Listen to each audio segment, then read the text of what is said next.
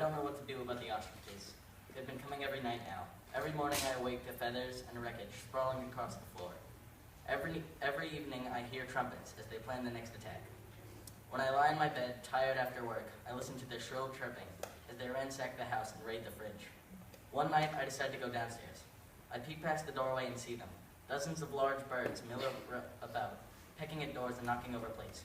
I am not afraid. I walk over to one, the largest of them, with great purple-tinted feathers and a long neck. He looks down at me and bites the scruff of my neck. He slowly lifts me up and flings me onto his back. He calls the others and we charge out the door into the night. We run past houses, screaming and chirping. I join in with the chorus, squawking at the stars. We divide into streets, screaming madly into windows and doors. Climbing into houses, we crash into walls and smash plates. Jumping out again, we join outside and dash into the darkness. Wind whistles by my ears as I am thrown from my mount and hit the ground with a shocking thud.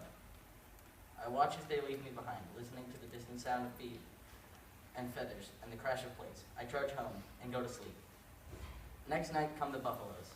Large, great beasts lumber into my house, knocking books off the shelves and dismantling doorways. I don't hesitate this time and charge out to leap on one strong back.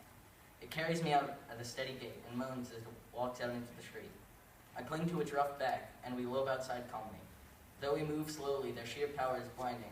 We spread out onto the road and stop. The leader snarls, and we shoot off. We go barreling past people, smashing through walls and breaking anything in sight. We shoot off with such power I am nearly thrown off, but I cling on tightly. We slam through the last house and slow down outside the town. Soon we stop, and my steed looks at me. I jump off and pet him and watch as they lope toward sunrise.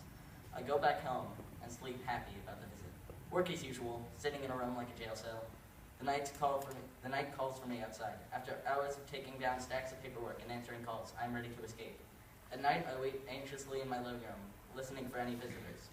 I wait for hours. I go peer out the window, and for a while, I eventually give up.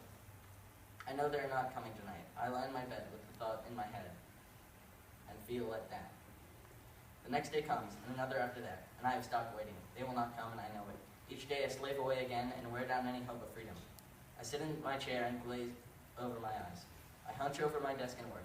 My work is tedious and mechanical, but there's nothing to do otherwise. I imagine being a robot, working because I was meant to, moving from each paper with squeaks and clanks. The phone rings and wakes me from my daydreams. I reach over to grab it when I think, no. I jump off my chair and my arms elongate onto the floor. My body bristles with hair as I am consumed by fur. My teeth grow and my mouth opens, revealing white fangs. A tail sprouts from my backside and twists around. Suddenly, I am a monkey. I jump out of my office into a jungle and jump up and down. I swing on vines and climb up thick ivy.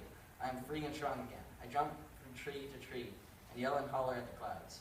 I chase butterflies and rip mangoes from their places high up in the trees. My tail winds around branches as I swing, and I scamper up and down paths. I jump and scream until I can't and decide to rest in a canopy high above the floor. When I make it to the top, I see my bed.